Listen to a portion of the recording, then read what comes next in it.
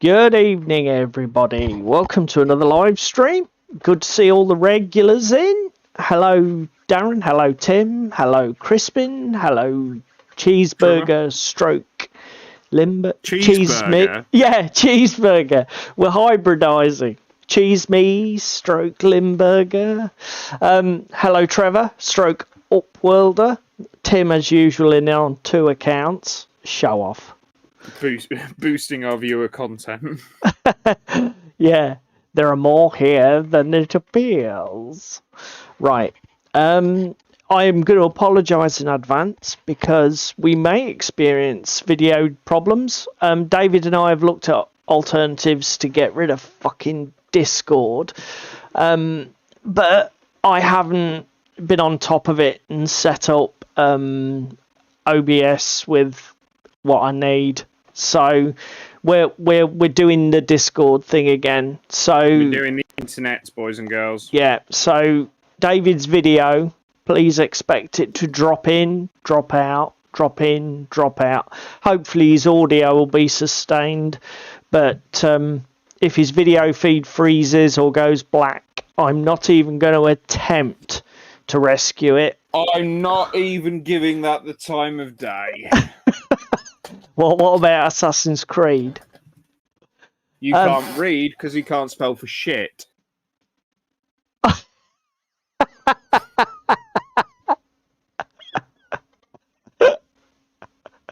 I didn't even read it. I just assumed. That's very good. Very good.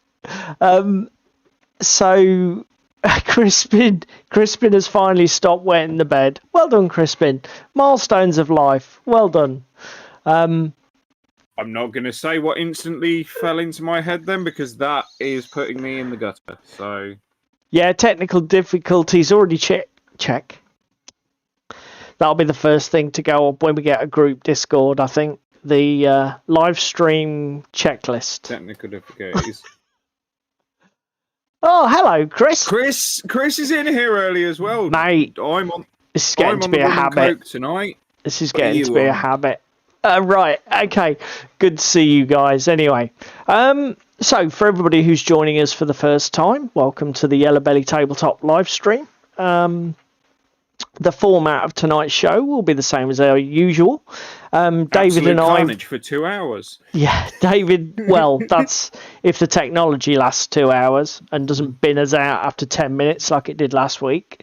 What we're going to do is discuss what we're going to be hobbying on while we chat with you guys, and then we will have a quick chat about what we got up to at our gaming club on Monday night.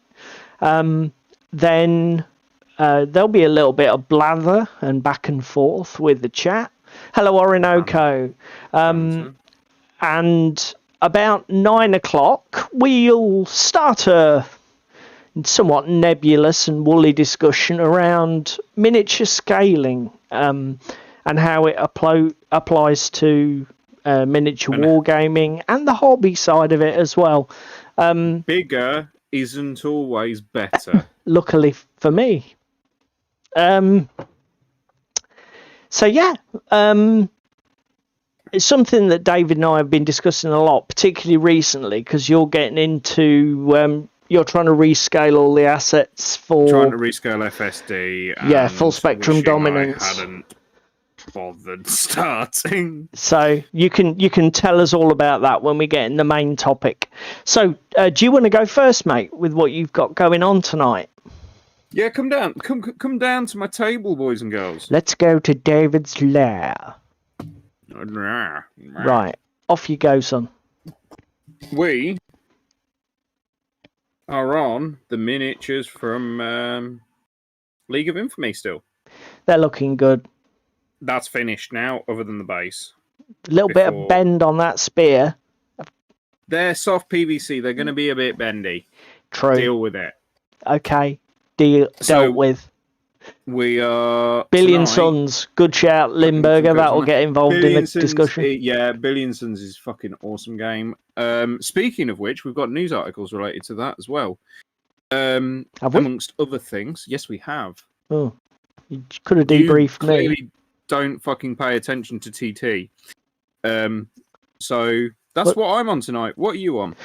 Me, I am. I'm having a change of pace because Striggle is getting a little bit old, and A little bit samey. Yep. I've got a game scheduled next week with David. You've roped me into Necromunda, haven't you, son? I have, in preparation for an Eternal campaign that we're running at Club at some point soon. So, I have played Necromunda before, just a little bit. Old fart, guilty as charged. I have played a little bit of dabbled with Necromunda in the past. It didn't impress me. I had some issues with the campaign we played, but we're going to give it another go. Funnily enough, these miniatures were sort of started as a project back in Butte when I first played it, and I really only got halfway through. Just got some base coats down on some models. So what I'm going to be I'm revisiting these, and actually I'm going to put this on tabletop as a spring clean challenge, because it qualifies, because it's something that's been dead and ignored for well over a year and a half now, probably 2. And not finished. Yeah. So, and obviously we're going to get it tabletop ready. I hope to get a basic paint job onto these so they're ready for Monday, but we'll see how we go. As I say, base coats are down on a lot of it. What I've done is swapped out some weapon options, because David directed me to a fantastic YouTube channel called Commander Cheapskate. And he does some great videos on recommended lists to build for the Necromunda boxes. So, like, if you want to be a complete cheap ass, buy one box, get to the table, this is what you'd be better off doing. List. So, I've made a few tweaks in line with his suggestions, chucked a few more plasma guns in, and we'll see how this works. I'll definitely be playing with them on Monday, painted or not, but I want to get them tabletop, put myself under pressure to get there. So we should. Spring clean challenge. Why is it not spring clean challenge? Posh. I wouldn't say spring cleaning's posh. So yeah, that's what I'm going to be working on.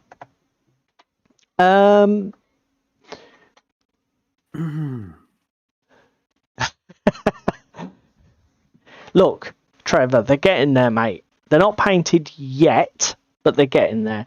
The only problem with this, of course, is I don't know what colours I put on them before.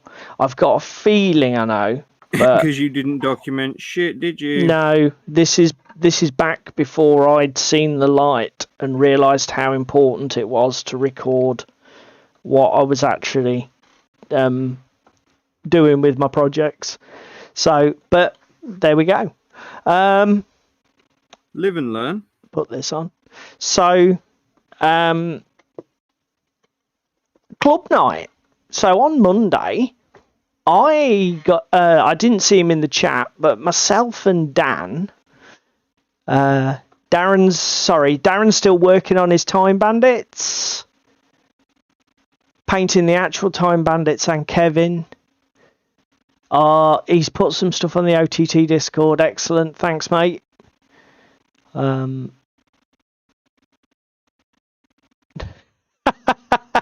know what I didn't tell you to pull up as well as news, so I'll have to pull that up in a bit. Yeah, that's fine, mate. Just let me know.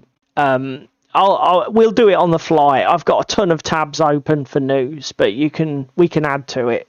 It's fine. It'll screw with your video, but do you know what? We just run with it. It's already fucked. Still working on your ship. I'm not surprised, Crispin. Your bloody ship. Have you moved into it yet, or have you got to get another mortgage for it? To be fair, you want to get a race on, see if you can get it finished before NASA do their next moonshot.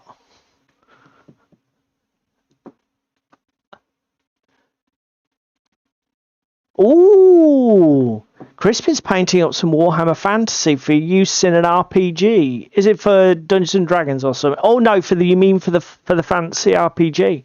Awesome, very good. I know, 7 million quid on BattleTech.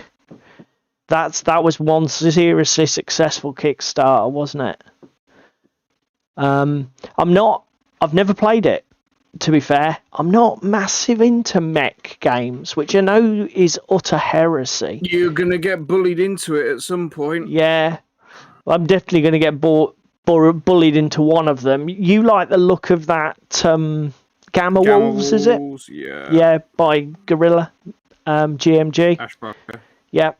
So, as I say, I don't mind. And I'll tell you what else we'll be playing. Have you noticed what's got a demo table at Dicini?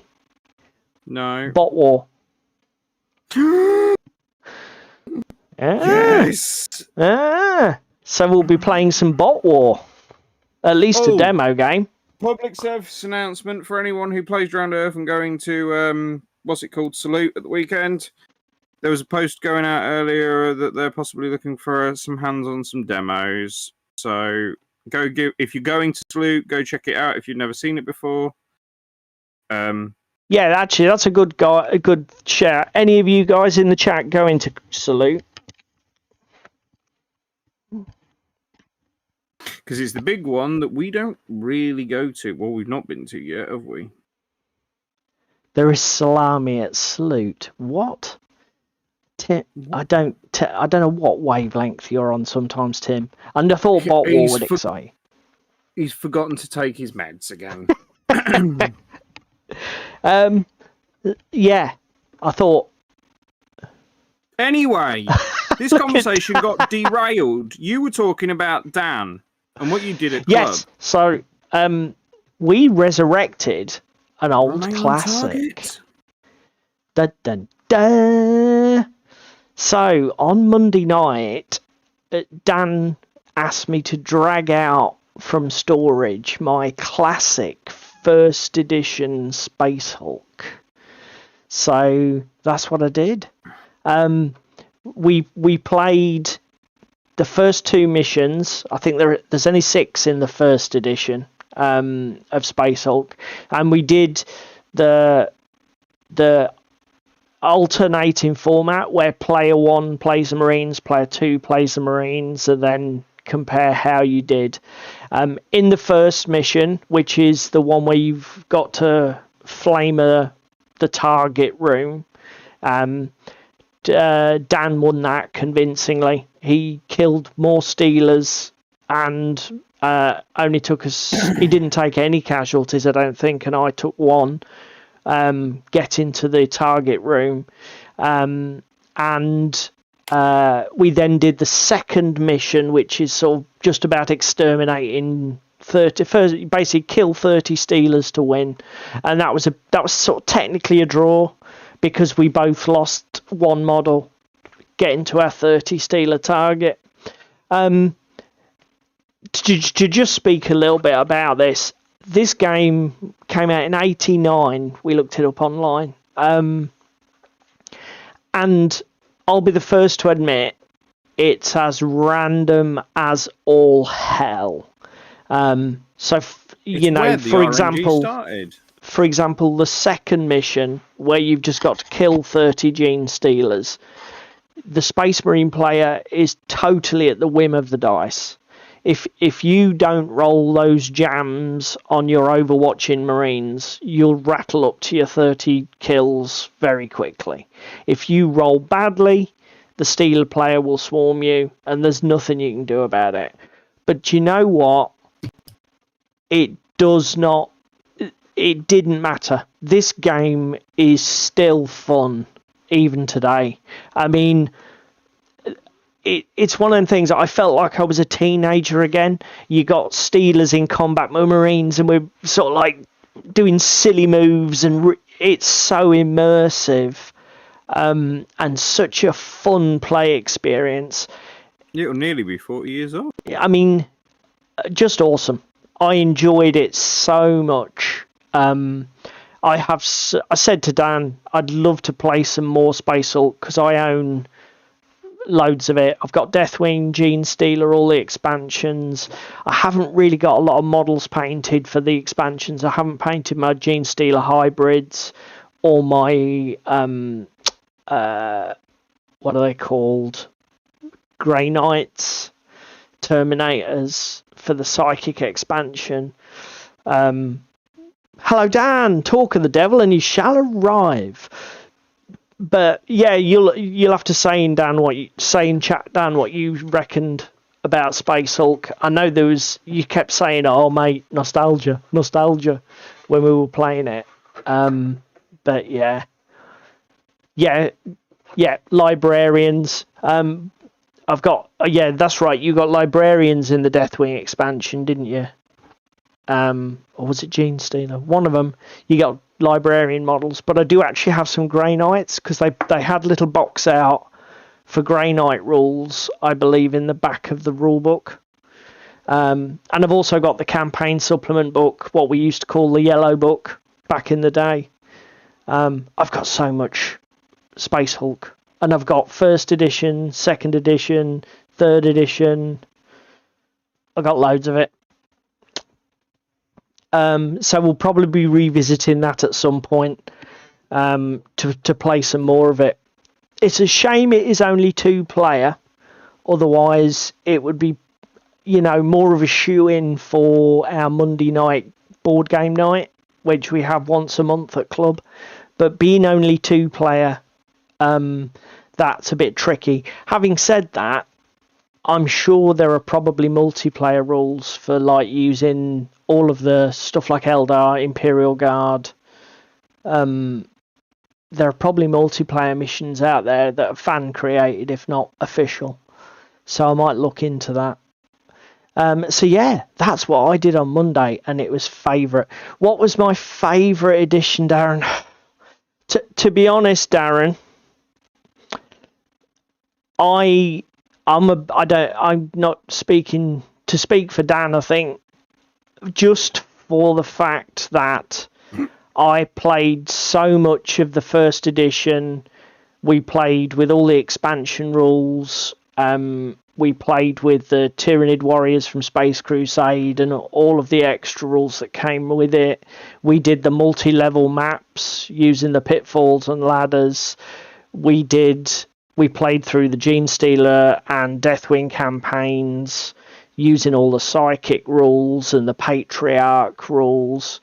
There's so just for the amount of it I've played, first edition, I would say. I did play a bit of second edition, and that was where they had the weird dice. It had custom dice and the flamers worked differently. But then, obviously, when third came out, it was basically just tarted up first edition. So, the sort of the OG Space Hulk is the one for me, I think. Yeah. There were Limburger. There were rules. I know there were rules for Eldar. I know there were rules for Imperial Guard. I know there were rules for regular Marines, not just Terminators. And you used to build lists using points. I think they had orcs as well, but I'm not 100% on that. This was because this was around 40k second edition, so you don't have any Exotica. They had rules for more Tyranid models, so they had rules for the Patriarch. Fairly sure you had rules for Warriors as well. But obviously it was so early in 40k's history, you didn't get Tau or Necrons. I don't know if they have been added since by fans, which is entirely possible. I'm a member of a couple of Facebook groups that just do Space Hulk on because it's still got such a cult following out there. There are people who just sort of pimp it up with amazing 3D or 2.5D terrain and all sorts of things. I'd forgot how massive some of these maps were as well. Darren, yeah. Well, third edition, mate, is basically the same as first, but the Terminators look way better. They do have a charm about them, but they are butt ugly. Those first edition Terminators with their ridiculous shoulder pads and buried heads, and bolters the There's nothing size. to shoot if you're all shoulder. And the bolters the size of a bungalow. But yeah, good stuff. So that's what I did. Do you want to tell the people what you got up to at club, mate? I showed our good friend Luke how we play Armada, all while listening to Hailstorm. So absolute fucking awesome evening. Luke's really enjoyed it. Luke's looking into what faction he wants to get. Yeah, I was going to say he dived straight into the rulebooks, the army lists and that, didn't he? Armada seems to be getting a bit of a cult following at club. Absolutely awesome game. Just play with the basic win rules. I definitely, after our feedback the other week, prefer them. Even though I didn't have anywhere near half as much of the win change as I had in like the first two games that I played with basic win rules. It was pretty stable all game. It only changed from east to southeast once, and then it was stable for the rest of the game. It is because it's a bit more unstable with the basic rules, isn't it? Yes. But it was just using the club stuff. Wait, what were you, Orcs? Or were you the Basileans? I was Orcs, Luke's was the Basileans, and I think the most memorable moment of the evening was when my Orc captain saw a Basilian vessel limping towards a reef and charged after it at full speed with the hammers on the front going round whirly-girly and just cleaved straight through the middle of the boat and sent it to the bottom of the ocean. To be fair, you nearly sank one of your own ships again, didn't you? Yes, I did. I did. Completely. Sorry, should we gloss over that? Yeah, we'll gloss over that because Orc captains don't apparently know the length of their boat or the speed that they're doing, so they end up crashing into one another. Or at least they do when you're in charge. Yeah. Is that your excuse? Oh, I was playing for flavour. Yeah, Orcs. It's Orcs. That's fair. Showing Luke how they crash into one another. Completely legit. It's a teaching game. So yeah, that was club. It was actually a fairly quiet one this week, wasn't it? It was, yeah. Because there was only our two games and some painting going on, wasn't there? Other than that, it was a quiet night. I tell you what, I don't know what I was drinking when I put the base coats on these, but they are ropey AF. Turpentine? Yeah, that might explain it. I certainly wasn't painting within the lines particularly well. Jeez Louise, look at this. When do you ever paint within the lines? Mostly, I would say I'm a pretty clean painter. I am a lazy painter, and I don't really push the magic techniques much, but I do try and be clean. I was looking at the box art on these Vansars, and the studio paint job is ridiculous. They've got there must be about 8 colours on them. So much detail painted into them. It's like, no way, I'm not doing that. So Darren's doing something. Yeah. Well, you will be able to, Dan. Dan says he wants to give Armada a try. That's easy done, mate. I tell you what, that club terrain does look amazing for it. For the fact that it's jungle terrain and rocky faces that we just go, and then slam it together on the table. Yep. And go, yeah, no, it's an ocean. Stick it on a sea mat. It looks cracking. Tim says the old Terminators aren't ugly, they're special. No, Tim, they're ugly, mate. Even I would admit. To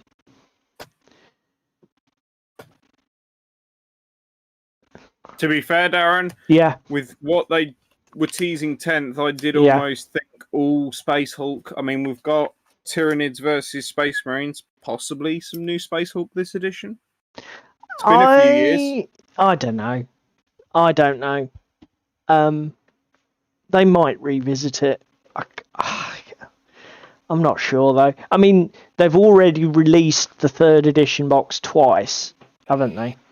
They've done like 2 waves of it because 4th edition was basically just a complete by the numbers reprint of the 3rd. Yeah, boarding actions is still free movement though, isn't it? You don't move on a grid. So it's not quite the same. It's got a bit more depth to it. But you're right, boarding actions fills that niche, doesn't it? And I mean, to be fair, even Kill Team, playing Kill Team in the Gallodark sort of setting, it already ticks that box. I can't see them. They'd be better off instead of resurrecting Space Hulk. Love it though, I do. I think they'd be better off writing like a campaign book for Tyranids and Terminators in like Kill Team. Mean, again, last release was 2009 with a re-release in 2014. 2nd edition was 1996 and 1st edition was 89. That is true. The blip mechanic and the hidden movement is pretty huge. It's one of those things that generates 90% of the atmosphere. And yeah, I'm looking back at some of the comments that some of the prices on eBay are absolutely insane. Having said that, the miniatures are what they are. They're just Terminators and Gene Stealers. If you just shop on eBay but look for part sets, well-loved copies, all you need is the tiles. I mean, you don't even need stuff like the doors. You don't even necessarily need the tiles nowadays. Well, if you want to recreate Space Hulk, you just need the tiles. And to be fair, you can buy any of the editions. The 2nd edition tile set was different graphics, but it was essentially the same tile set as 1st. And 2nd edition was by far and away the least popular edition. So although pristine shrink wrapped copies go for insane money because they're so rare, broken down copies or part copies aren't too expensive. So you can definitely. Well, I mean, we're already getting rip off. What's it called? Kill Team. Just an answer to Origanoko's comment. I saw one advertised this week on Instagram and a Patreon called Modular Orca, where you can only play Orc warbands. That I was going to put up. I didn't know where you'd got that from. Is that a rule set off Patreon? It's a free rule set that you can get, but he's got Patreons to do minis and stuff, and is my mini factory. So just generic Space Orc minis?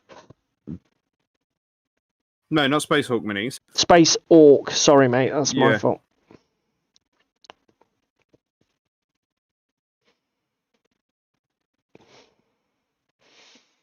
So yeah, I don't know what you guys think. I can't see them revisiting Space Hulk.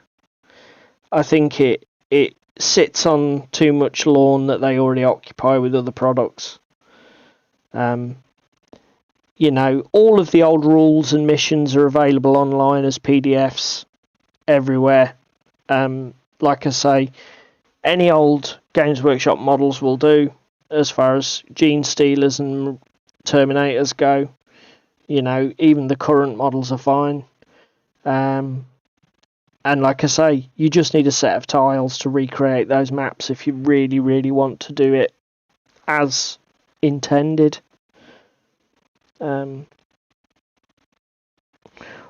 Although it wouldn't really be much, I don't think it would. I mean, it would be a different game, but you could recreate the campaigns just using boarding action rules and just write a little mini campaign and then play Tyranids versus Terminators. Just add spawn points to your maps so that you get the endless bad guy thing. You wouldn't have maybe the blip mechanic, but you could still have great fun with it, couldn't you? Yep. What is the time? It's time to get some news, I think. Just It finished. is. It's been quite a busy week, hasn't it? Just going to finish touching up the blue on this guy, and then I'll bring up some internet tabs and we'll watch David's video go away. Because obviously, yes, that's a thing. I've finished my chefs. Well, other than the hair. And have you made your peace with that white paint, or are you still going to go back and touch it up? I think I'm going to go back and touch it up. That's fair. White speed paint is not a thing. It's certainly not a great thing. Well, I'm just adding a splash of green to them so that they match the rest of the halflings. So they've got a green apron and some green trousers. Adding a lump of purest green. Well, what happens when you think of hobbits? Green and beige. Right, calling the blue done on that one. Oh, Blind Guardian, good band. The news article that I wanted you to pull up was from a certain Gaslands creator. Right, say goodbye to David's video, everybody. Do you remember what it was called? Yep, hang on. Just hold on. Right, so the first thing that we'll discuss is... No, oh, look, there it that. goes. It's gone. First thing we'll discuss is... Ta-da! So, this is the Kickstarter. Why is it scrolled all the way down there? Stupid thing. For Mike Hutchinson's Hobgoblin. So this is the guy, like David said, who's done Gaslands, isn't it, mate? Yes. Should we bring back... Does that bring back David? Yeah. So basically, if I unminimize David, he pops back in until I access this, and then he goes away again. Good old Discord, you piece of garbage. Anyway, moving swiftly on. So yes, this we discussed last week, because we had sort of like spotted it, but hadn't really dug into it. It had been mentioned, hadn't it? Yeah. And he's currently kickstarting. It's basically just a rule set to play the sort of like agnostic fantasy battles. Yeah, and I think the main shtick of this game is the fact that it is completely miniatures agnostic, isn't it? It's like whatever. Build what you want, do what you want, get on with what you want. I've had a quick look at the rulebook for this. I really like the look of it. I really like the look of some of the conditions that they've got for units, and the fact that you can pay points to have bigger units, but then, for example, you can curse them. Yes, and I really like that. Points reduction as well, but then obviously they start behaving in fucking weird ways. I really like the idea of that. I'll build an army that's over 1,000 points or whatever you've agreed with your opponent. And then it's like, right, well, I'm going to curse this unit, curse that unit. Right, I'm now down to 1,000 points. This is the quick start rule set, which is available for free on the Kickstarter page. If anybody wants to go and have a look and have a play. I downloaded it and had a quick look. It looks really good. The only thing I don't like is the to hit table. I'll come to that in a minute. Basically, here's your unit profiles. So basically, it doesn't matter what faction you've got or what miniatures you've got. You literally choose one of these labels to fit it, and then it gets then its stats come from that. So, you'll have, if you've got a block of dwarves with hammers and shields, they're light infantry, or you can make them heavy infantry. Whatever you pick determines the rules that you play with them. So it's really, really simple. There isn't, every unit basically just accrues damage until it goes away. There's no lifting models off. It's really designed to be absolutely, low overhead in terms of rules. In terms of what do I like about it, one of the things I really love about it is the fact that you've got the classic phases of the turn, but what you do is, like, each player, you do shooting. In the shooting phase, you do all of player A shooting, then all of player B shooting. So you don't have entirely separate turns. They're sort of like woven together. Amalgamated together, yeah. And you do, so you move together, you shoot together, you fight together, etc. I like the fact that shooting is before movement. It's a nice touch. The only thing that we did, both David and I, for those of you who saw our video where we were somewhat critical of that new Siege of Terror game, we're not a big fan of tables where you've got to constantly keep cross-referencing things. Now, the main combat mechanic, whether it's ranged or close combat, uses this table. So you choose what you've got attacking, and then you find the defending profile along the top. This is your number needed to hit. You have no wound rolls as such. You just simply roll. If you get over that number, you give the target unit doom tokens. When it has X doom tokens, it goes away or whatever. So it's really slick and really easy to administer. The other thing I really like about this game is the direction Mike's taken with it, of it's in an underground world. Like, the entire, every faction's been pushed underground. Yeah, I did notice he's got a cool, like, map thing of it, yeah. Which I'm assuming is the play world, is it? Yeah. It is. It does look great. It's a really nice game. It's free. We're probably going to give it a try. It does look cool. I love the fact that it's miniatures agnostic, because you can literally play what you've got and just have fun with it. In fairness to Mike, I know why he's done this table. He's done this table because, as it says in the Kickstarter blurb, one of the things they wanted to build in was a rock, paper, scissors style of interaction.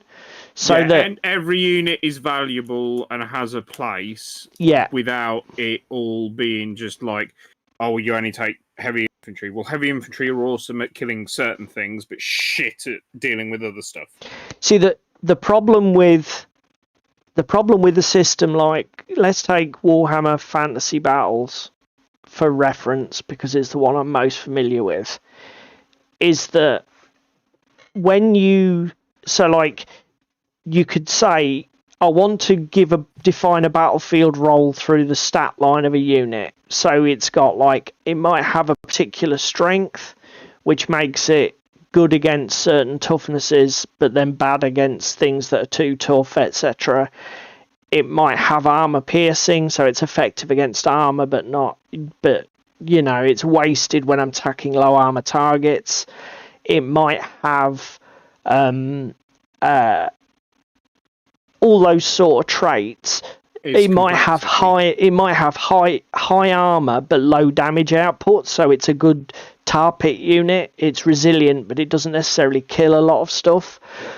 And you can build that granularity in, but the risk you run is that you leave your rule set open over time for people to look for exploits and build Death Star units. So if you're not careful, each player will try and find the highest strength, highest armor save, highest damage or armor penetration, and they'll start to cherry pick the super units and ignore units with obvious weaknesses. To avoid that, Mike has designed it so that every unit type has units that it's strong against, but then it's got units that it's weak against. Hence the rock paper scissors analogy, because you can build that. There is no unit that sits sort of like at the top and is strong against everything.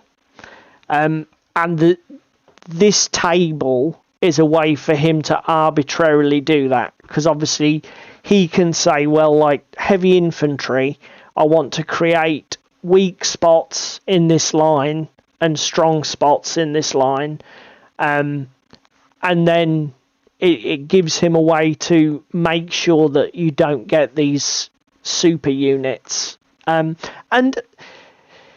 it's a solution. I mean, it's just not the most readable. I sat and thought about it quite a bit over the last few days.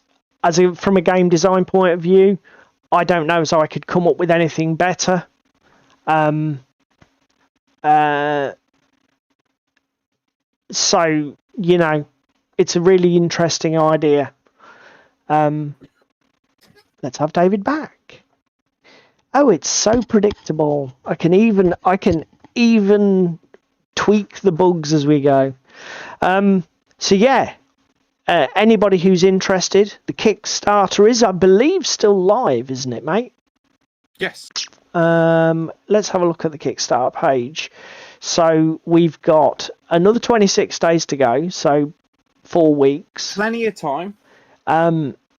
He's up to 20 grand. So I imagine this book is definitely going to be published. What does he want for it, by the way? I don't know what his pledges are. Let's scroll down. So $29 gets you the rulebook, miniature STLs, print and play cards. $52, or about 42 quid, is physical book and cards, which is probably what you'd want to be going for. A nice hardcover book, and some cards. That looks cool. Coming later this year. And then you've got different ways to pimp it up if you want to. So you got like a pimp version with an alternate hardcover, if you fancy splashing a bit of extra cash. But essentially you're looking at 42 quid for the game. Very fantasy nice. Miniatures. Yeah, is he doing a ton of STLs with it? What's the STL component? Is it just the odd miniature? I don't know. You've got the Kickstarter in front of you. You're doing the news. I'm looking. I'll be honest. I just sort of like ignore STL. You stuff. see STLs and you're like, yeah, meh, no. Whatever. Rewards and add-ons. So there's the physical book and cards. That's your deluxe book with its alternate cover. I prefer the regular one, to be honest. I don't like that black and white grey look. That's just me. You got additional decks of cards. You got doom dials. That's for tracking your wounds on your units. A resin multi-part model. Is that an STL? No, it can't be for $40. That'll be the actual model, presumably. I would assume so. I don't know what the STL is. Did I read it wrong? Unless there's STLs for... Miniature STL. Oh, I get it. It'll be the STL for the miniature, will it? It is. It'll be the STL for the miniature that was shown here. There. This. Basically, does that give anybody else vibes of what's his name from Isengard? What's his Saruman's spy? Grimer Wormtongue. Is it just me, or does he look like Grimer Wormtongue? So yeah, that's the first bit of news. One I wanted to mention. Yeah, I think the reason the shipping costs are up there, Tim, is because Mike's getting this printed in Lithuania, but then the physical shit is shipping from the US as well. So there's like 2 lots of shipping for stuff, and yeah, it's just a bit spicy.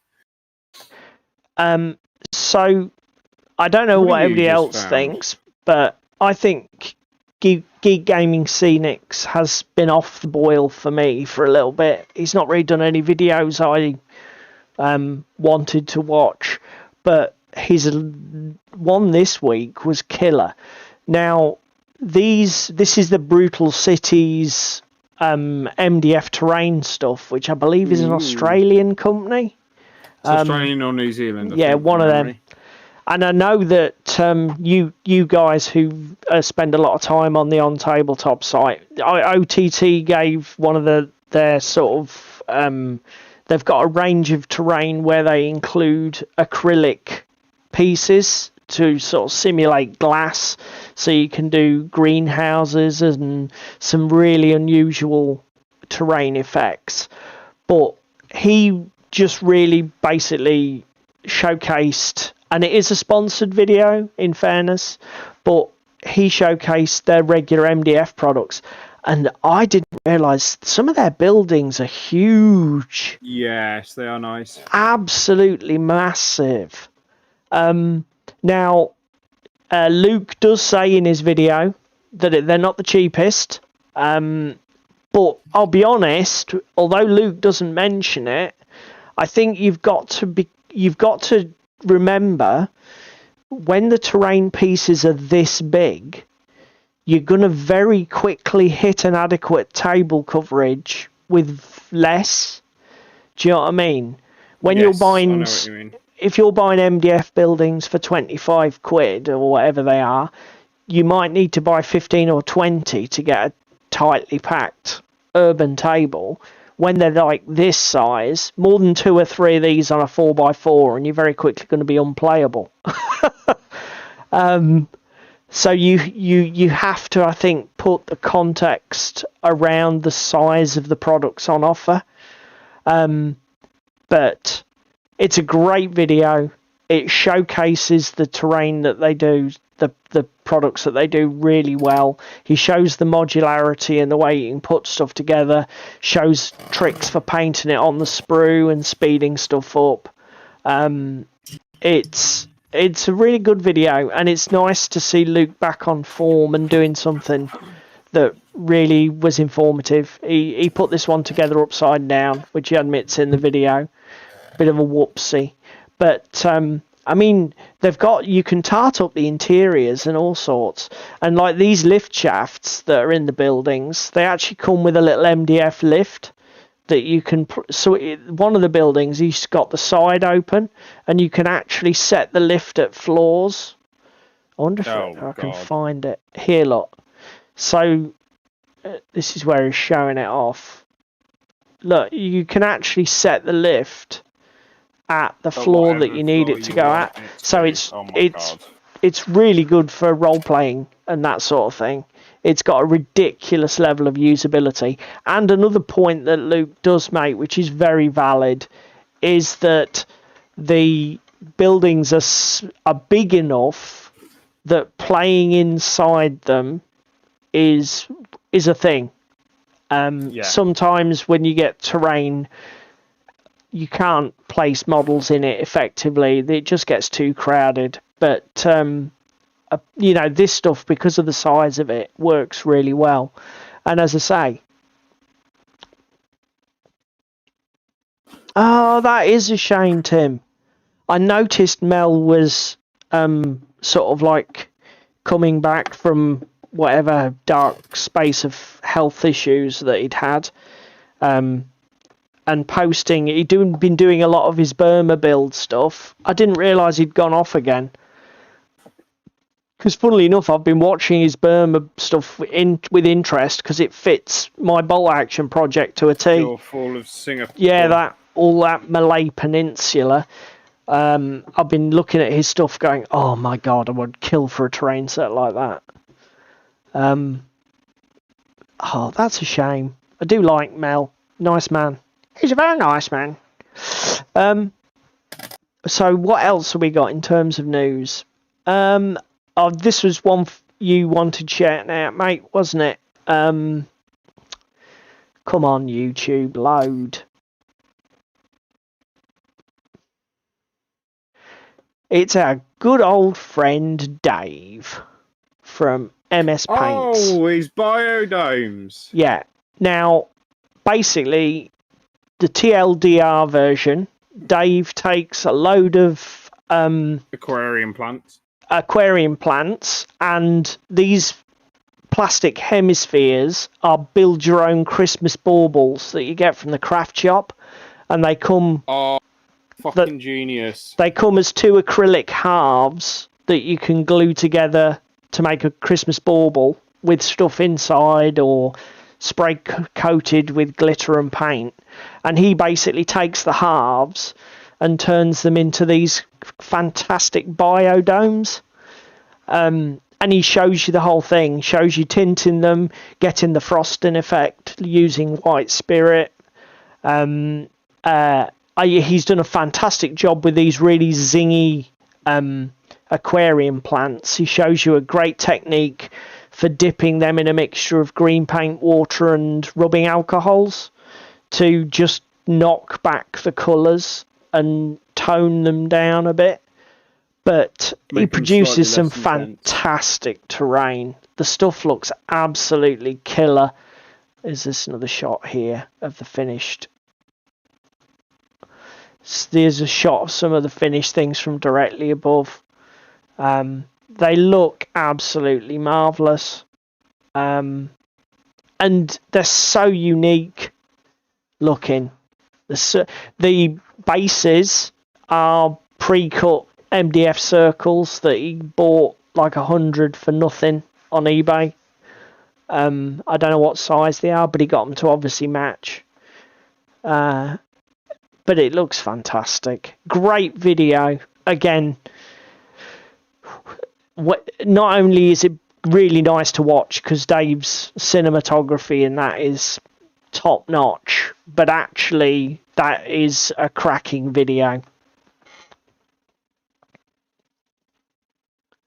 Bill makes stuff. Thanks, Orinoco. Good shout. What am I doing now? I don't know. Yeah. Oh, that's a shame about Mel. Okay. So, no, David. Apparently, Bill Makes Stuff, which I'm assuming is a YouTube channel, did biodomes as well. So we should look at that. Cool. We will. Okay. We'll have to go have a gander. What? Can't move that. Oh, right. Okay. Let's go. I'm gonna go to one more, and then we'll see. We'll do something for David. So Discourse Minis, not everybody's cup of tea, and to be fair, I don't really want to dwell on this video. Shut up. I don't want to dwell on this video. I tend to watch Discourse's stuff or have it on in the background. I'm watching her stuff less and less though because it's becoming a bit repetitive. This again is another GW slangfest, but although it's a bit clickbaity in the way that it's titled, the actual nugget of information that's buried in this video is about these people, Dragon Trappers Lodge. 3D printing guys. Correct. Now, I've seen these. Luke's done sponsored videos with these guys, they're becoming quite popular among the YouTube community as sponsors. As David says, they're an STL company, basically. They've got like My Mini Factory, and I think there's a Patreon, maybe. Probably a Patreon. And when I've seen the stuff before, it's been, they're beautiful STLs. I don't care. I'm not a 3D printer. Don't give a monkeys, whatever. But basically, I didn't realise, and I don't know if it's new, but if you look here, they have started to do, as well as their STLs, they also produce stat blocks for all of their monsters for 5th edition D&D, and they produce an OPR compatible army list for all of their miniature ranges, or they will be doing. And I thought this was fucking genius. Yeah. There's a few doing it now, making it OPR compatible. Sorry? There's a few doing it now that are making minis that are OPR compatible. Right, okay, I didn't realise. This is the first one that's come across my... radar. Yeah, as I say, Limburger, I'm starting to get a little bit tired of it, because it's just... It never stops. What, GW bashing? Yeah, the other thing about her videos that's starting to get on my tits is that she is clickbaity as fuck. So the title of the video would be Games Workshop Kills Children or something like that. And the video's got nothing to do with that. Or if it does, it's tangential. And it's like... The problem is, if you don't watch the videos, you miss actually some good stuff sometimes. It's like this. It's like suddenly they're not just miniature ranges that I've got to do the work and convert or find my rules that fit. It's like, okay, well, we're going to do a cool... I think the one she goes on about, I think it's there's like a gorilla Simeon's army. And, like, it's got OPR stats for everything. It's like, oh, genius! Because the OPR games aren't bad. Not terrible. They're great little rule sets. And it's just like, now I've got an excuse to print all these superb models. Well, you haven't. Well, I haven't. But, you know. And again, including 5th edition D&D stats. It's like, yeah... That'll get people to print your bloody models, won't it? Yep. So yeah, so you say this is becoming a thing now, is it, David? A lot more of there's several. Again, because I follow OPR on Instagram, there's quite a few mini companies, or they've got sets that fit an OPR theme that they've gone, oh yeah, we'll just do OPR rules for them, and then OPR have done a post on their Insta about it. Yeah, I agree, Darren. When you've got other people to sort of counter... Again, the problem is it's like when she's in a discussion show, it's not heavily scripted.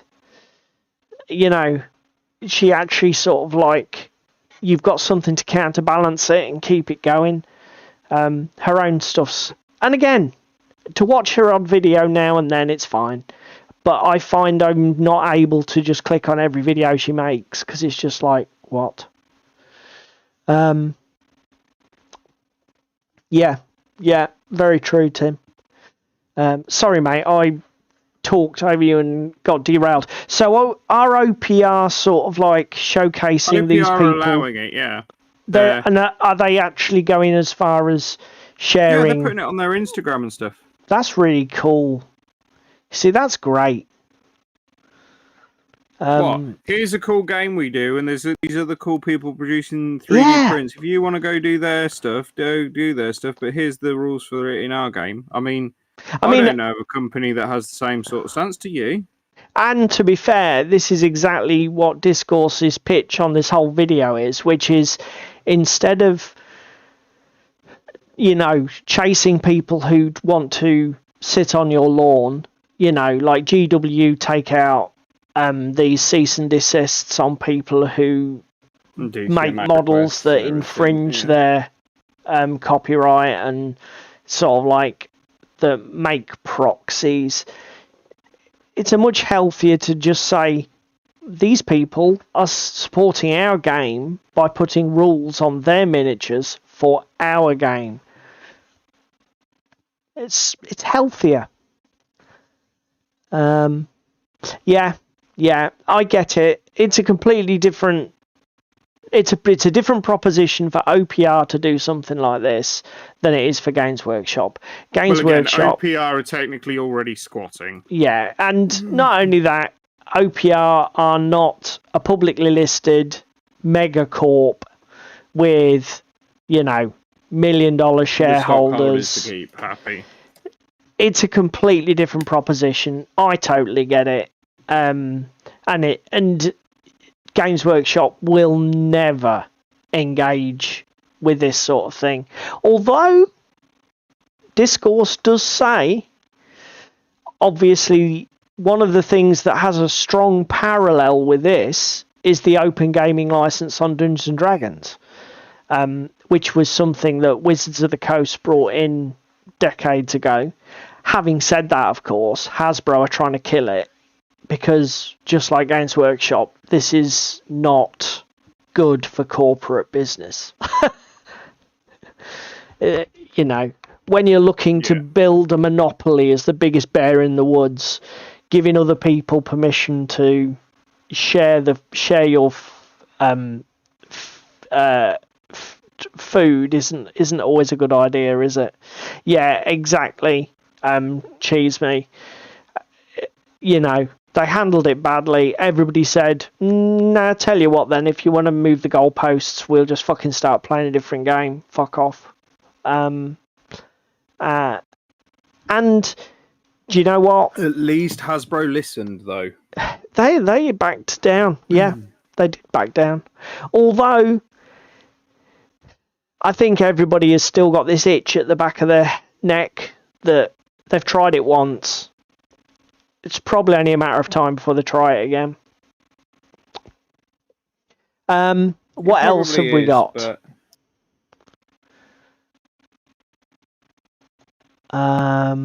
I haven't got a clue what this. TT.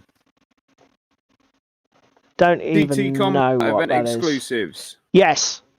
So I don't know what that tab was open, and I don't even know if there was. It's the.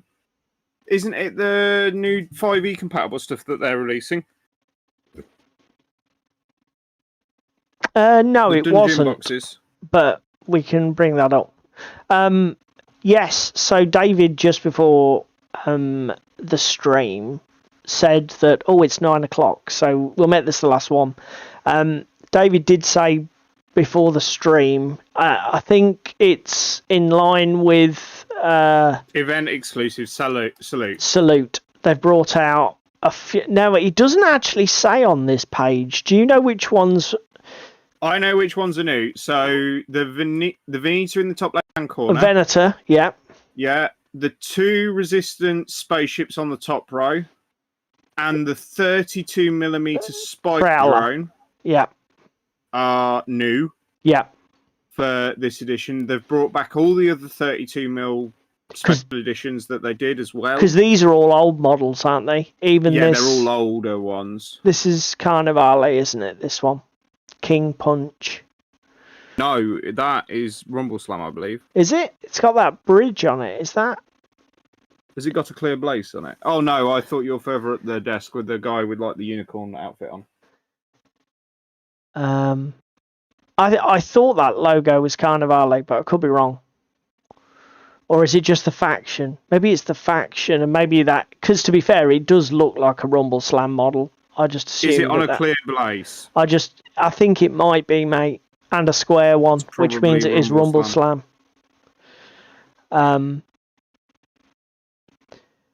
But these ones we've seen before, haven't we? I love this. What's this? This TT Classic, the flame that burns underwater. That's an awesome miniature. Oh, what, the gifted mini? Yeah, I'm not sure about the shark, but that is bloody amazing. That fat person riding a octopus, and this ship is a really cool design. I was looking. I mean, in fairness, this Syndicate yacht, many more miniatures like this, and I'd be looking at getting Drop Fleet. They're really nice, the Resistance ones. They're just beautiful. That is a fantastic model. I don't know what everybody else thinks. I just think that's fucking gorgeous. No, I'm glad the Resistance are getting some love in Drop Fleet.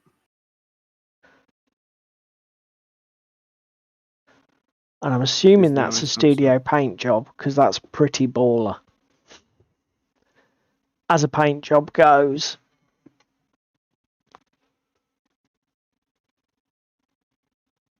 That is incredible. Considering the scale of that. So yeah, that's it for the news. Because it's main topic o'clock. Let's see if we can bring David back from the dead. Hurrah! Let's get rid of that. Are back and in the room, boys and girls. Okay, Darren's saying that the Drop Fleet... Do you know what? I haven't even looked... We tried...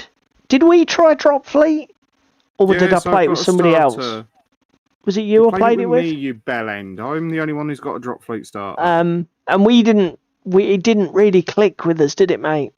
Not compared to Drop Zone. Did it? Yeah, I got to agree, Tim. Their shop is not the easiest thing to navigate. So I didn't. Well, I said to you about the minis, and you were like, "What minis? Where are they?" I was googling event exclusive. Flipping Salute coming up blank, and he said no, they're just in the exclusive section of the website. Oh, great. Note to self, companies, when you've got Facebook and Twitter that you share all your social media stuff, blog it on your main site as well. For those people of my generation who aren't subscribed to every fucker on every social media platform, just a thought.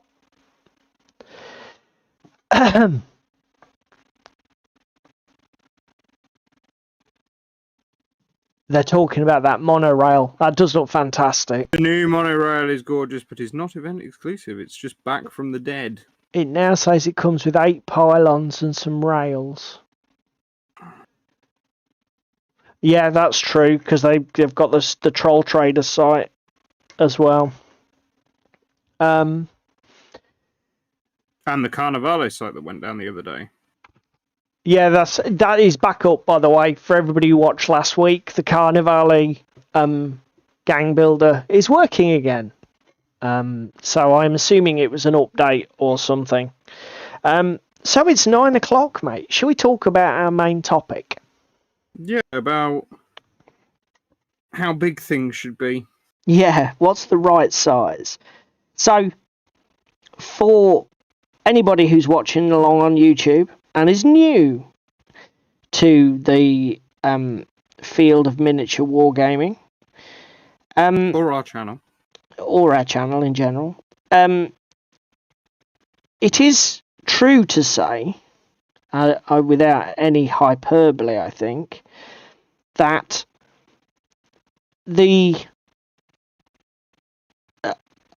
a lot of miniature war games, the majority, have miniatures scaled in the same sort of region or in the same sort of like line where there's this sort of industry standard, to use the term very loosely, where a human figure stands roughly an inch or just over an inch tall.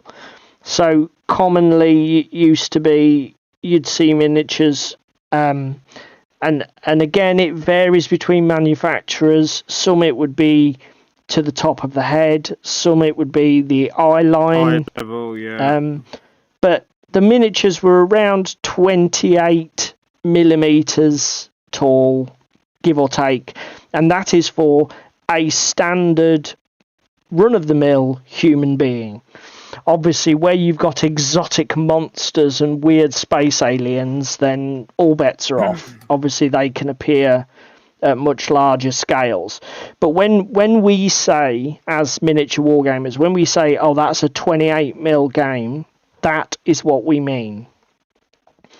That a typical human miniature stands that height, roughly, to its eye line or head, top of head, etc. And as I said, there are so many games that fall into that sort of like zone.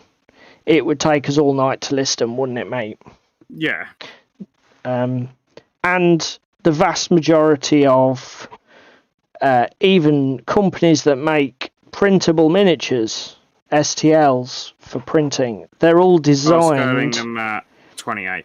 Yeah. But the other thing as well is, because of scale creep over time and heroic and the over exaggeration of your sculpts, you now have also 32. Yeah, I do think that's a fair thing to say. The industry is trending to slightly larger, isn't it? So it is now becoming more typical for a miniatures game to be 32, 35 millimeters. So to take a few examples, Star Wars Shatterpoint is 35. Is it? I thought that was 40. It might even be bigger, 40. Night Models is 32. Marvel GW. Crisis Protocol was, 35? Malifaux is basically 32. No, I thought MCP was also 40. But It might be. But it's certainly bigger than 28. yeah. Slain and Moonstone are mid-30s. Yeah. And even companies like Games Workshop that used to classically, using... Because, obviously a lot of their sculptors are like the Perry twins.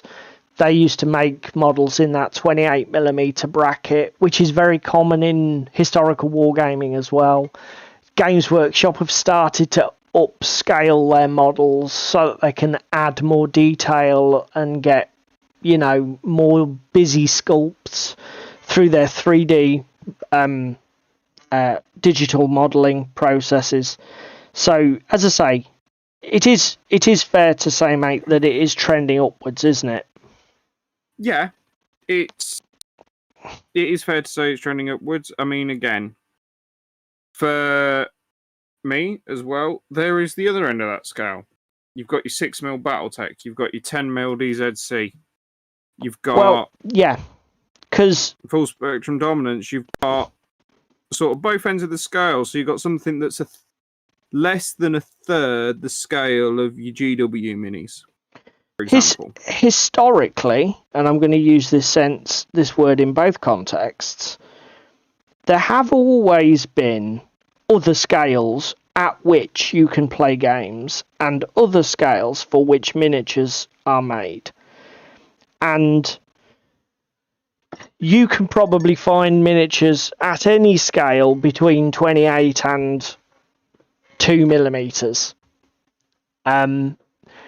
But going back a few years, the very small scales were almost exclusively historical war games, particularly Ancients, where you want to collect massive armies.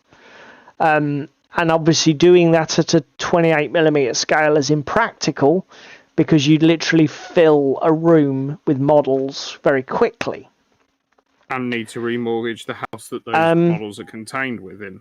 But as David's just said, he's rattled off just a few there. It is becoming more common now for companies to explore other scales for gaming systems. Full spectrum dominance you mentioned. Now Flames that's of War, designed... Yeah, well, Flames of War, 15 mil. Flames of War is a historical 15 millimeters. Yeah. Team Yankee, that's 10, isn't it? Somebody in the comments tell us. I think Team Yankee is 15, same as Flames of War, but I could be wrong. But it's not 28, is my point here. It's not bolt action scale. No.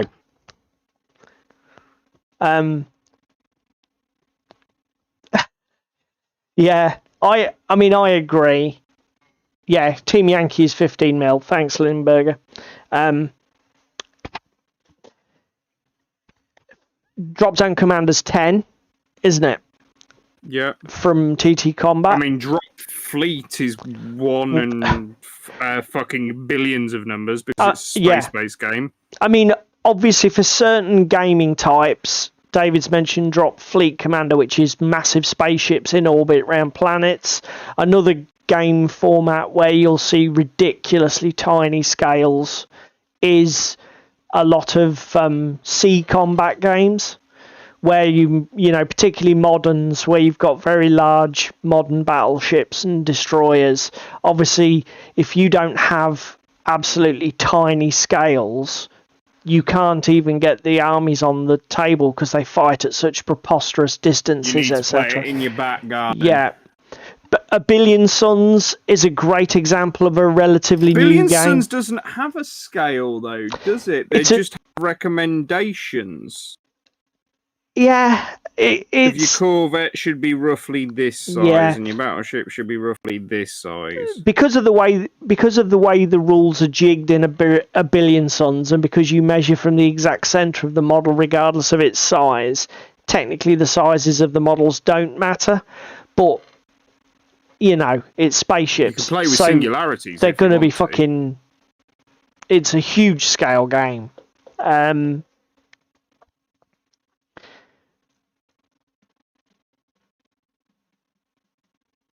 Yeah, Drop Fleet uses the same shtick. Just measure from the flight stand to the flight stand, so it doesn't matter how big the models are.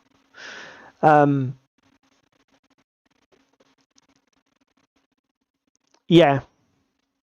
I mean, and there are the thing is with these scales, obviously, as soon as you start to, there's an obvious follow on from this. As soon as you start to change the scale that you're making your miniatures in, the nature of the miniatures changes dramatically, doesn't it, mate? Yeah, so again, for me, we touched on it last week when we were discussing me and fantasy battles. Smallest I'm probably going to go if I'm going to play like some fantasy scale is 15, just because I want to do them justice with my painting, rather than them be lots of tiny little details that you can barely see at tabletop distance. Once you go down to the really small scales, it is impossible to manufacture beautiful, crisp, well-detailed models. And frankly, even if you could do it, it would be pointless because they'd be ridiculously challenging to actually paint for your average human being. And then if you decided you were going to put in all that work, unless you played the game with a magnifying headset on, you're not going to see any of it. So what's the fucking point? So changing the game scale does change the nature of the miniatures. Again, something nice about 28 and Heroic 30-32 is the freehand opportunity. Particularly on like banners and canvases and stuff. If you want to go that extra mile, your paint scheme, and I'm talking to the wrong person here in chat, but if you want to go that extra mile, you've got a little bit of area to do it. But it's still not, it's not as egregious as doing freehand on like a 40. Yeah. Where every single stroke matters. I mean, again, you have a bust now, don't you? I was just going to put that on my turntable, actually. I mean, you can go smaller, but by the same token, you can also go larger. Now, I'm trying to think. Obviously, we've mentioned miniature games that are going bigger, stuff like Marvel Crisis Protocol, Shatterpoint, Inquisitor, which is an old Games Workshop game from the 40k That was 54, wasn't it? universe, that had 52mm miniatures. I'm pretty sure it was 54, mate. 54 maybe. You can fact check us in the chat. But another area where people tend to upscale rather than downscale is, as David said, when you want to indulge yourself in the hobby side of it. So while it is possible to get some great paint effects and some really nice artistic effects on 28mm or 32mm miniatures, if you really, really want to, you know, go sort of photorealistic painting and stuff like that, unless you're one of maybe 100 people in the world, it's far easier to upscale the model to get a bigger canvas to express yourself on. And that can be freehand, like David said, you know, hand painting. Yeah, I know, Angel. Yeah, but I'm talking about human beings, not sort of beings from another planet, like Angel Heraldas. But one of the things you can do is go bigger. So one of the things that I've never painted in all of my years of hobby is a display bust. So this isn't a gaming piece. This is it's sort of like an enlarged version of a miniature, or part of it, just the upper torso, which David's printed for me. Now, where's this one from? This is Loot Studios, isn't it, mate? He's on the wonk because I've had to take his display stand off so that he'll fit. He's not assembled yet because I'm going to have to paint him in sub-assemblies. Oh! But yeah, so I'm going to be tackling... No, I didn't, Limburger. Don't panic. That book it's literally just pushed together for effect. If that book does not have writing on, Paul, I will be throwing words. What's that? You. If the book doesn't have writing on that page at that scale, I will be throwing words at you. No, actually, I thought I'd do a double page illustration. Good man. As if I was going to do that. You need to do some cheating. You need to get yourself some Micron pens. So, yeah, I mean, but I think it was Cheese Me or Limburger called it out in the comments, and we were going to come to it, but as well as the nature of the miniatures changing with the scale, the nature of the game also changes. Well, before we get to nature of the game, can we also just touch on the elephant in the room here? Because every time we play a miniatures war game, what do we need? Terrain. And what happens when you have lots of games that lots of different scales of terrain, Paul? Yeah, I mean, yeah, that's one of the major downsides, and this is, I think, one of the reasons that in miniatures wargaming, doesn't it? We all tend, I think if we're honest, we all tend to camp. The vast majority of us, there are going to be outliers, there are going to be exceptions, people who only play at X scale, which is different. But the vast majority of gamers will own at least one or more games in that 28 to 32 size, and they will have a terrain collection that goes with that. Now, some of you guys have already shouted out in the comments.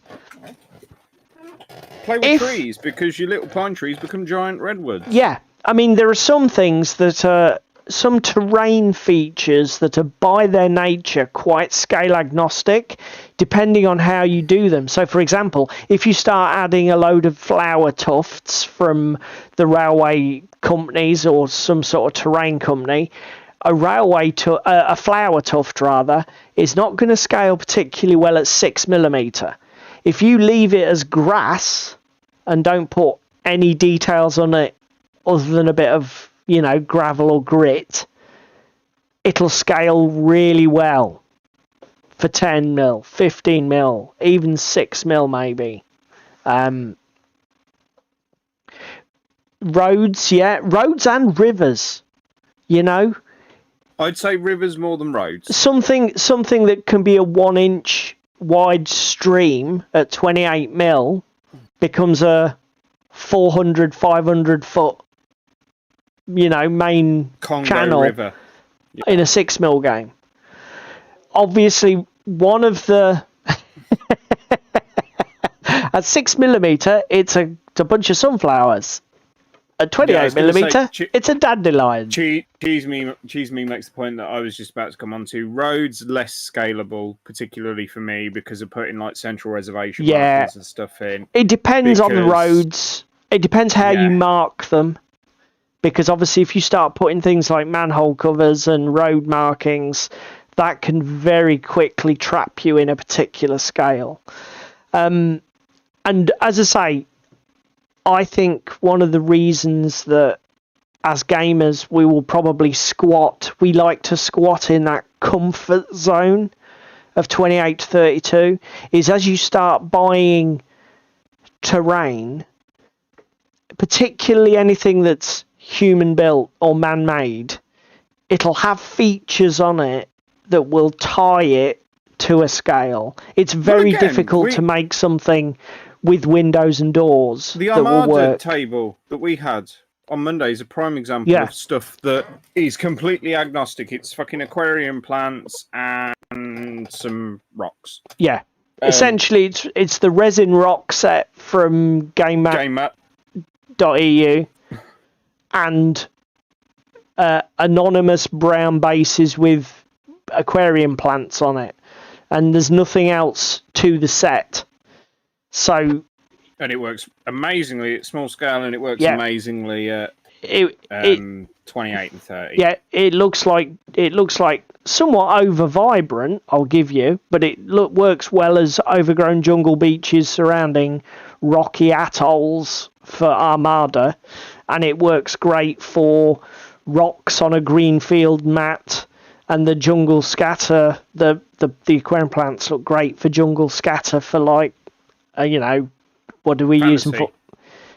A drowned earth or something like that. Yeah, and I don't think you're unusual, Darren. It is the problem is once you start to flex your muscles and step outside of your comfort zone. I mean, I've had one eye on Flames of War for ages. We both have, but the problem is we haven't pulled the trigger is because of the terrain. Correct. Yeah, it is an obstacle. Because the other thing is, it's not. For example, my DZC terrain. Obviously, I'm currently in the process of rescaling FSD, so it will work with my DZC terrain. But once I do that, I've got sci-fi futuristic table that I can play 2 different games on. And 15, there is not a lot in that 15 remit, is the honest answer. Team Yankee Flames of War. Now, okay, if you build like a late World War II table, you can use it for Team Yankee and the fucking early 50s and the Cold War kind of thing. But he's still a bit of a problem. The other thing is you're currently going through a process of rescaling digital assets from full spectrum dominance to try and to try and avoid having a specific set of terrain for it, and to be able to recycle what is a set for Drop Zone Commander. That's the case, isn't it? Yeah, it is. It's use my DZC terrain rather than using the FSD terrain and then having a 6mm set of sci-fi terrain as well that I only use for fucking FSD. Because it's all well and good to paint the miniatures, and it's all well and good to paint the armies. But to actually go into it and then also have a terrain project to do as well with enough coverage on a 4x4 table is a bit beyond my realm of capability, considering I still have a 4x4 foot table of DZC terrain to sort the fuck out. I'll be brutally honest, I'm going to be devil's advocate here. I've been sitting with you while you've been online doing this, and I don't think it's hyperbolic to say that you have found rescaling those things to be a fucking ball ache. Yes, but counterpoint. No, let me finish. No, just let me finish. Counterpoint. The guys in the FSD group on Discord say just fucking print them. It's me being anally retentive and going, no, it's got an island, it needs support. Oh, okay. So you are making hard work of it yourself. But, well, because my pushback was going to be, for the amount of fucking time that you're wasting, you could build a new terrain set or print a new terrain set in that time. If you just put the bloody things on to print, you could have a 6mm terrain set in the time that you've spent faffing about. But, and this was going to be my other pushback, where I effectively pushed back against myself, it is not just about time. It's storage space. Exactly. Because if time you have... printing and painting that. Yes. Even if you say, oh, that's fine, I will print and paint a World War II urban French village table at 28mm for bolt action, 15mm for flames of war. You've then got to store said 28mm and 15mm tables. I don't know if you find it, Paul. We're pretty good at getting a table's worth of terrain in a 30-litre tote, which is roughly what? Foot by a foot and a half by about 18 inches deep. Yeah, not including the mat, obviously, but everything else, yeah. So you just run through of, like you say, you got a World War II game, you got a fantasy game, you've got a sci-fi game, all at 28mm. Well, that's 3 30-litre totes. You then start scaling down, and okay, you can probably get the army and the terrain in the same tote at 10mm, and the army in the same tote even at 6mm. To be fair, there is an argument. Obviously, as the scale of the miniature starts to go down, that is probably a valid pushback, which is probably going to appear in the chat anyway, but I'll preempt them. As the scale of the armies goes down, you're saving space on that. Do you really care if you're having to collect a new terrain set as well? And that is valid. You know, I mean, if you look at 6mm, when we used to play games like Epic, we had the little cardboard and plastic skyscrapers that you just literally folded and stuck together from Games Workshop. You could get all of that terrain and your entire army with a load of Titans and all your templates and markers into something that's a standard Games Workshop big box. Yeah. So that is fair. You know, when there is certainly a trade-off where you're not, you know, if you're, let's take my Necron collection. I've got about 3,000 points of 40k Necrons. That fills a 44-litre tote. Just the models for that army that I've got painted. Now, and if you had Necron terrain, that's another 30 to 40 litre. Yeah, tote. I was going to say I wasn't including that. Just the models from the army fill a 44-litre tote. But I could probably get, you know, I don't know, 2,000 points worth of Flames of War wouldn't fill a 44-litre tote, would it? No. That's probably a lot of Flames of War, and I don't think you play at anything like those game sizes, but still. Point stands. Yes. Because again, as you up and down the scales, you change how the game plays. That is the other huge thing. If there's one, I mean, we've discussed it, and obviously it is not a small undertaking to start an entirely new game system at a new scale and have to build a gaming table appropriate for it. There's not a small undertaking. But if one of the biggest rewards from my point of view is you get to experience a completely different style and type of game. Yeah. Don't You get at 28mm the small tactical teams rolling around, or in the case of 40k, they want you to have 1,000,000,001 tactical teams rolling around, but we'll gloss over that subject matter. And then when you step down to 15 or you step down to 10, suddenly you've got what would be the equivalent of like a 3,000 point army on the table. Just because I don't think David's been heavily seasoned enough, we'll give him some salt so that he can keep laying into Games Workshop. Carry on. I'm not being that salty.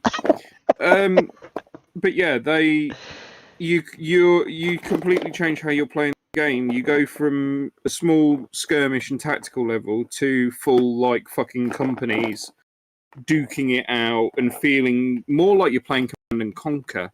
Well, and game designers do lean into this. You know, you'll find that. I mean, it's not universally true. I'm sure there are probably rule sets out there which are written in such a way that you could easily play them with 6mm miniatures and 28mm miniatures, and it would feel like exactly the same game. But I think it's far more common that as you get more assets on the table, more miniatures, more vehicles, game designers, just by nature of the beast, will say, hang on, we need to explore a different space for this game. You know, there isn't really any point in reproducing that gaming experience, which you can do at 28mm. And you get a lot more command and control elements, you know, top-down stuff. It just gives you a completely different... It potentially gives you a completely different arena of play. It does. And it's something that if you're somebody who likes games with a unique feel and a unique flavour, it's easy. It's far more reliable to change scales and be fairly certain you're going to get a very, very, very different gaming experience. So, because like if you play, I can't think of an example. Let's give a good. This is a reasonably good example. If I am brutally honest, Batman Miniatures and Malifaux. Hello, Toros. Batman Miniatures and Malifaux feel very similar in the way that the game plays out. You have cards with very unique special abilities. Each model's very unique. All the interactions are quite unique. The way that you score points within the game is very sophisticated. You know, in Batman, it's scoring cards. In Malifaux, you have the whole strategies and scheme thing. It's all... Although they're different games, they do have a lot of DNA. You know, if I was to say to somebody, you know, if somebody was to ask me in brutal truth, I want something, I play Malifaux, I want something that's very, very different, I wouldn't say play Batman. Do you know what I'm saying? Yeah.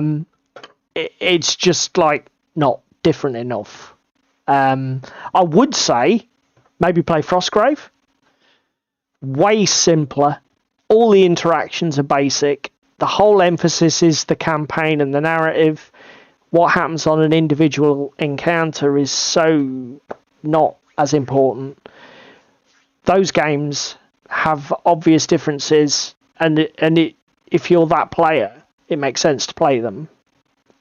Whereas, and I think there is a risk sometimes if you stick in the same miniature scale, you don't get that same variability in your gameplay. No, again, I mean, you could even say that the new version of Kill Team, if you're already playing Malifaux and you're already playing Batman, what does it really have anything unique apart from the obviously 40k IP which is pasted onto it?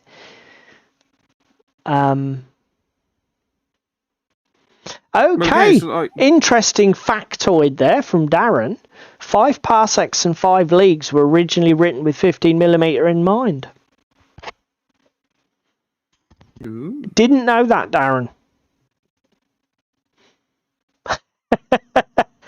Taurus is playing in 1-to-1 scale. Yeah, no. That's Crispin's job.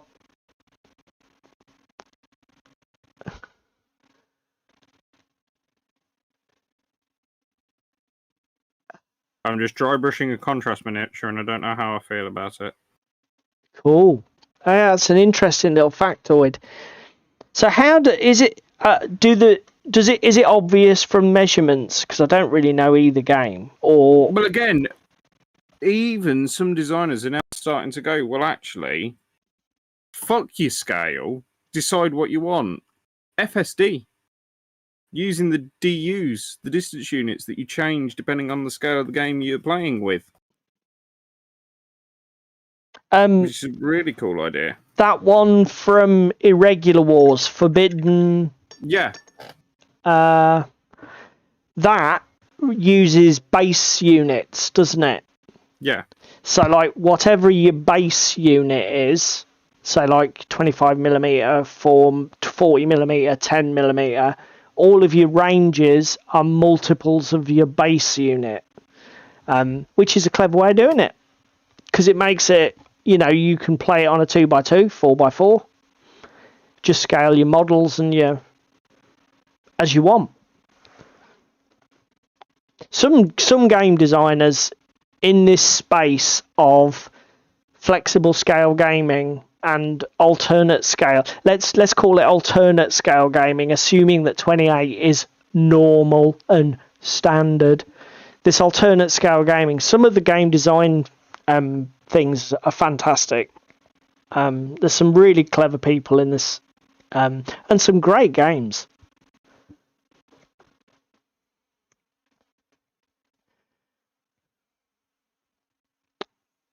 So come on, we've got 15 minutes. It's over to you guys in the chat. Everybody, send out in the chat if you play at a scale other than 28/32/35. They're all considered similar. Because again,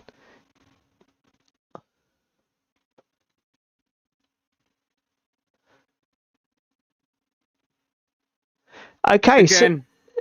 So are they something that a fan has done, Darren? Darren's saying Gaslands, which is obviously... Yes, I know there's the Micro Machines version where they're like scaled down for smaller than Hot Wheels. Are they something that Darren did himself, or is that like a fan project? I'm not entirely sure. Because again, to be fair, do you know what? I wouldn't even know what scale Gaslands is in.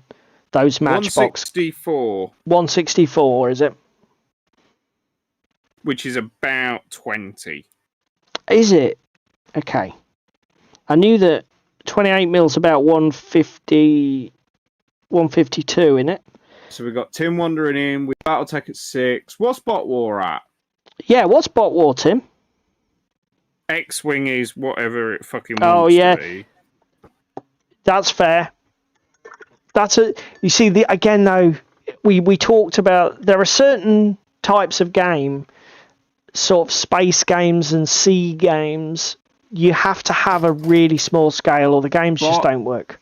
Bot is 10. Okay, that's quite big for a mech style game because Orinoco's got some flames, but Yep, not played in ages. that's 15 mil, isn't it, Orinoco? Since the 90s at 6.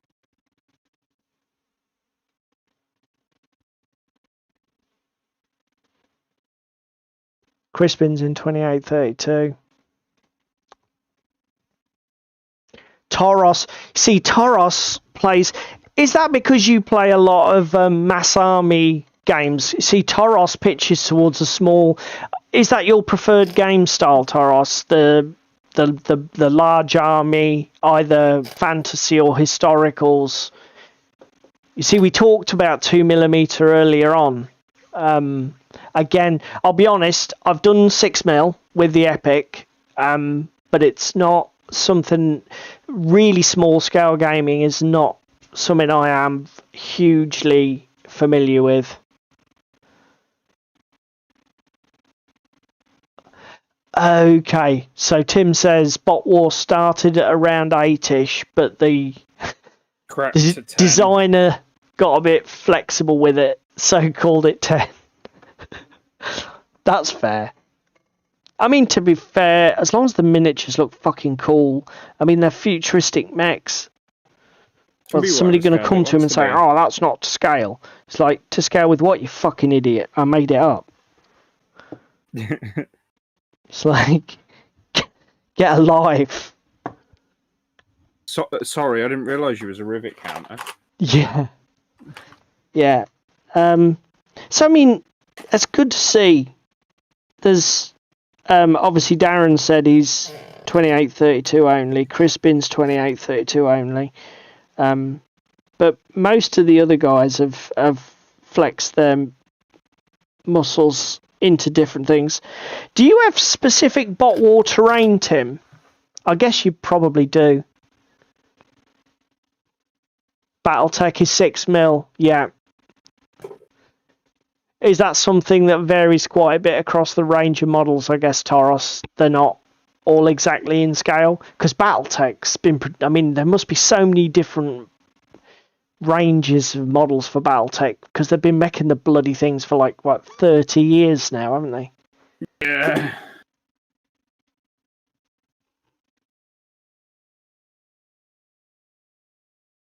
You did play some AI. What's that? Toros at 6mm. If you, What's AI, Crispin? Am I being thick and old manish? And anyway, Crispin, Billion Suns is at the scale of your fucking living room. Yeah, I was going to say, you psycho.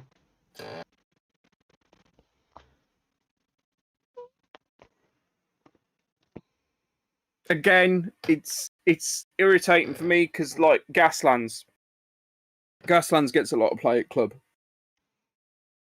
And I'm quite lucky in having a 3D printer, but what did I have to go out and do? I had to go and print a load of 20mm containers and shit that was free on Thingiverse for Gaslands. Because using the 28mm containers, whilst it worked, it wasn't the best for photo opportunities, was it, Ginge? To be fair, it probably triggered you more than it triggered me. But I do have to say, like, the thing with containers, unless they're ridiculously stylized and low on detail, you've got handles and fastenings that start to quickly look a bit out of scale. Yes. You know, when you really do put a microscope on it. Soon adds up, doesn't it? Yeah. I can see why it would break your immersion.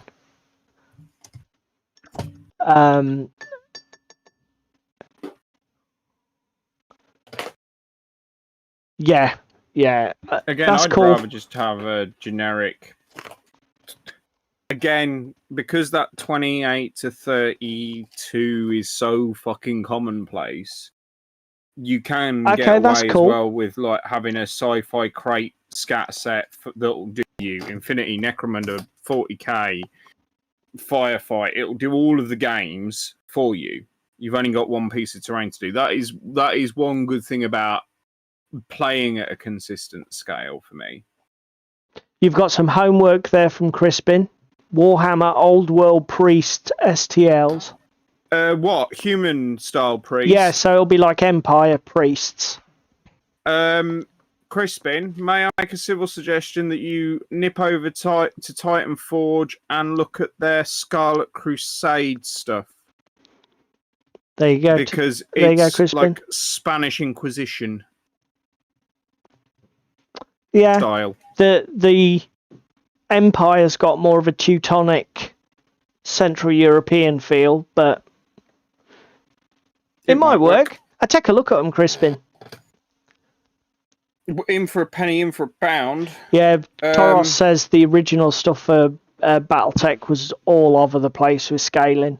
It does make sense, because back in the day, I imagine they didn't really obsess about that sort of stuff too much. Again, and everything was sculpted by hand as well, wasn't it? They didn't have digital sculpting then. I was about to say, with digital sculpting now, it's so easy to match and mirror between games, factions, sculpts that were done 5 years ago, for example. You can pull them up and go, right, well, it wants to be slightly bigger than that model and that kind of thing, and you can have them in the same workspace. Again, it's one of those things, because of my design background, I've looked at doing terrain, but because there's bits and pieces that are just slightly out of scale, there's not like one categoric gold standard for a 28mm sci-fi to then start building a table around. You know what I mean? Do you think you would? I mean, you're cutting your teeth rescaling FSD minis. Do you think you'll rescale terrain after this? Pass. Or is it really... There is elements of the FSD terrain that I want to add to my drop zone table. I'm thinking that there's Infinity stuff. Scaling... there's a massive fucking radar dish for FSD at 6mm. Yeah, somebody did that. One of the Chile radio telescopes. Yeah. And I want that for my fucking DZC table, because that would be so cool as a centerpiece to fight over. Everybody's going to fact check me now in the comments. Did you see John at OTT did that for himself and rescaled it? No. What did he rescale it to? 10 or 15? I think he rescaled it up to 10. But I could be wrong.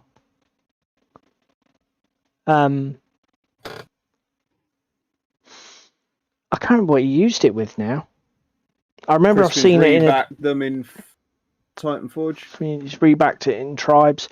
Did you see Tim's comment about the bot war stuff? He uses it comes with paper terrain, but he says the TT combat stuff works really well for it. Yeah, The DZC again, stuff. You compare DZC paper terrain to DZC MDF terrain. And there's actually quite a difference. And I know some of that's down to manufacturing and the fact that they can obviously print at a lot higher resolution than they can ever etch at on MDF with a laser. Yeah. Without setting fire to the piece. And that's fine.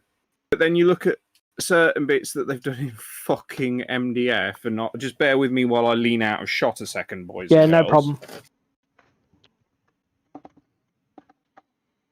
Yeah, I've got a ton of that DZC cardboard. You have this fucker. It's bigger than my face. And that's half of it. The other half's here. The entire thing's like 18 and a bit inches tall. Yeah, but it's a great centerpiece. Oh, yeah, it's an amazing centerpiece, but totally out of scale with other bits. Like, most of the time, I'm playing with this on my table as two pieces. Because I'm playing with it like that, because it's just too egregiously tall. Yeah, because particularly with a game like DZZ, where you've got tight streets with skyscrapers on each side, you don't want the buildings too high, otherwise they interfere with it. It's like it's like that. Access the table. It's like, let's bring it back to Assassin's Creed, because it's been a while. how's your alarm clock going, by the way? Is it still working? I've not been fucking late, have I? You cunt. I haven't been Anyway, asleep. look, it's like that Assassin's Creed. When they did the Kickstarter, you got that big plastic tower. Yes. Fantastic idea. Utter pain in the fucking Completely and utterly arse. impractical for playing the game. Yeah. But does fit really well in Carnivale. Yes. Yeah. That is true. Great so terrain where piece my for two will Carnivale. be getting used. Yeah. That is a good call. Damn. But funnily enough, Toros, that's David's been doing he's been upscaling the miniatures. We've been talking about that earlier. And it's not been, to be fair. FSD is lazy forger, to be fair, Taurus. So Yeah. Okay then, Tim. Yeah, it's coming up. We've got 5 minutes to go. I won't bother showing off my models because, frankly, all you've got is slightly neater blue than you had before I started. So there really isn't much to see here. Let me show off. Have you done much? Yes, I've done a fair bit. I've been too busy chatting, and that'll come as a shock to nobody. Mr. Talks for England.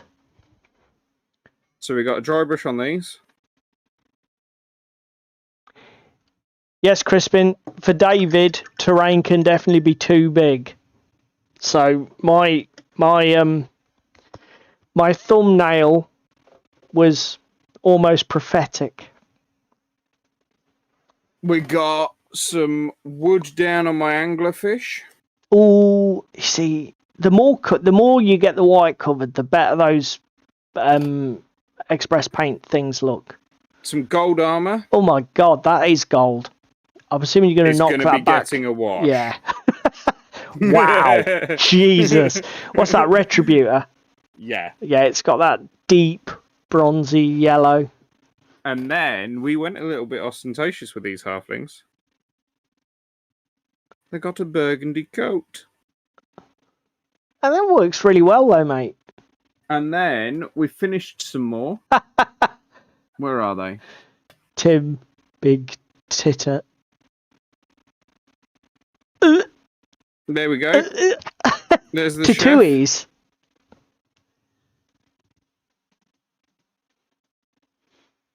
Yeah. So just got his hair to paint. Got some more colours down on the dogs. Oh, looking good, mate. So come on, what's the verdict on Express? Are you going to be buying some? Possibly, but I find Parting myself shot. still going. I still find myself going back and reaching for the fucking citadels. The contrast. Yeah, I like it slightly more. The working time's slightly shorter. Okay. No, it's perfectly fair. The pots I definitely prefer. Yeah. Because I can get out what I want to play with. Here's a question before we go. When I use speed paints on my wet palette, they bleed through, stain my sponge like a bitch. How are the Express? Ooh. That's mould, not actual paint. That's bleed through though, But which is from previous. Let me see if I can actually show. I don't think I can.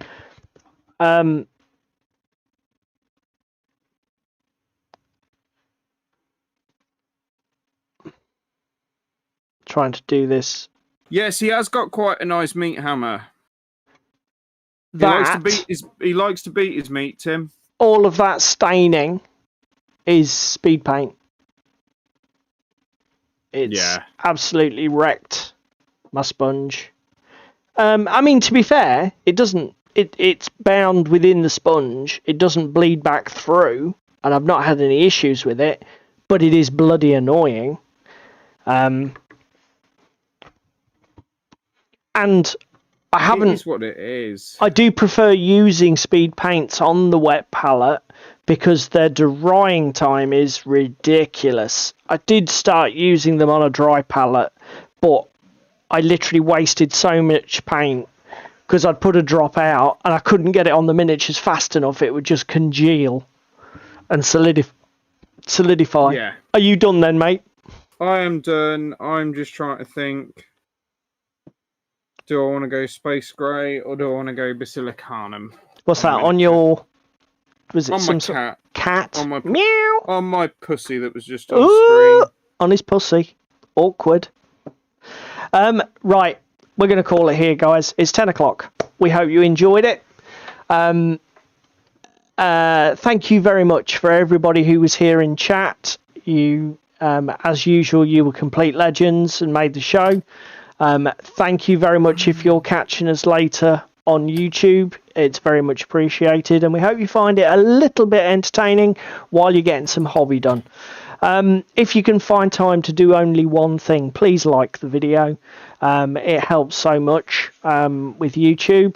If you can find time to do any of the other things that are listed down here on the screen, such as share, comment, or subscribe, then please do those as well. Every little bit of interaction is greatly appreciated.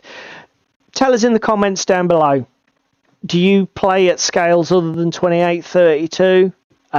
What things did we miss? What benefits to other scale gaming did we not get into? What drawbacks did we not get into? Tell us your story. Tell us where we, didn't cover things adequately If we're in the completely comments. wrong, call us out on it. Tell us we're wrong. It's been known and it'll be known again. So, unless you've got anything else to say, mate. The only thing I have to add is we'll see you all next week, same time, same place, and Assassin's Creed still won't be finished. Damn! After he's finished, I was just going to go, and don't forget, what about Assassin's Creed?